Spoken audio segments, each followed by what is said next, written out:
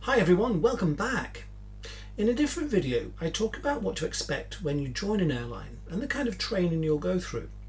And we got as far as completing the simulator phase of a type rating, so now let's talk about the moment you get to fly the aeroplane for real. Now this is called base training, and it's circuits, touch and goes, bumps and rises, just like you did when you learned to fly in your Cessnas, Pipers or the DA40. But this time you're doing circuits in an airliner. First though, it's back into the sim for a bit of practice. You'll basically do circuits in the sim until you're comfortable, and if that goes well, you'll be signed off and scheduled for base training in the aeroplane. When I did my first base training, it was in a Boeing 737, and we picked it up in Luton, then flew it to the East Midlands for circuits at East Mids Airport. There were 3 trainees besides the training captain and a safety pilot. Safety pilot's a qualified first officer who's there just in case we were all deemed unsuitable to fly the actual plane. I was asked to go first, which meant I got to fly it to East Midlands. The training captain taxied the aircraft to the runway. In those days on the 737 there was no tiller on the right hand side, so the captain was always PF on the ground. After lining up, he said, "You have control." I'll never forget putting my hands on the controls, my right hand on the control column, left on the thrust levers, and I just looked down the runway and I felt like a rabbit caught in headlights. I was frozen. I couldn't believe what I was about to do. You know, after all the training, the hours building, the ATPL exams, studying, passing the instrument rating, then catching a break and being accepted by an airline, there I was, about to fly a 737, the aircraft type that entered service the year I was born.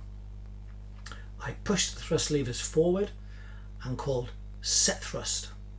The captain replaced my hand on the levers and I stared straight ahead to the end of the runway as I'd been taught, keeping the 737 straight with the rudder pedals and waiting for the captain to call rotate. And as the aeroplane left the ground and headed into the sky, my brain was still at the other end of the runway.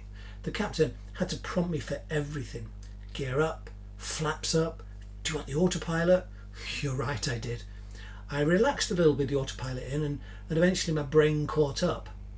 But I had just minutes to think about what had just happened, what I'd just done, before we arrived in East Midlands, and I had to set the aeroplane up for my very first landing. And that's what base training is all about. It's about the landing.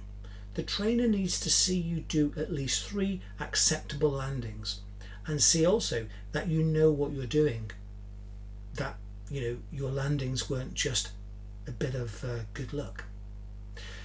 The first approach was on the ILS, and as soon as the wheels touched down, acceptably this time, the trainer reset the flaps for takeoff, stowed the spoilers and slammed the throttles forward.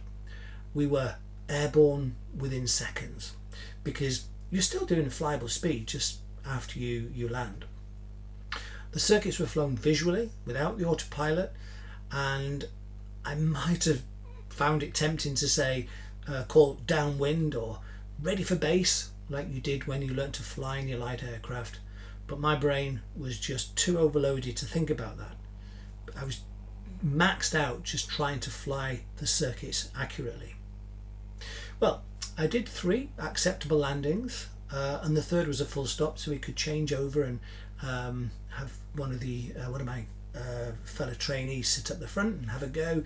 And I got to sit in the cabin and discovered what they'd been doing whilst I'd been having my out-of-body experience.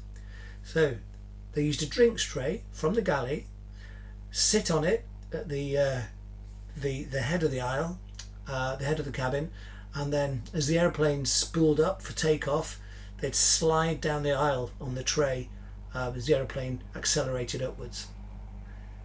It was a long time ago, and it doesn't happen anymore, probably. Anyway, when we'd all completed our circuits, we headed back to Luton. The safety pilot took over at the front and flew back, and we 3 trainees sat in the back, excitedly talking about the fact we'd just flown a jet for the first time. Now, it might sound like I'm going a little bit over the top or a bit gushing to talk about the experience in this way. But if it's always been your dream to be a pilot, and you've worked hard to achieve this, perhaps taken many years to get to sit in the right-hand seat of a 737, an A320, the Embraer, or a Dash 8, flying one for the first time is not something you can easily appreciate from just hearing about it. It's something you just have to experience for yourself. And I hope you do. Bye for now.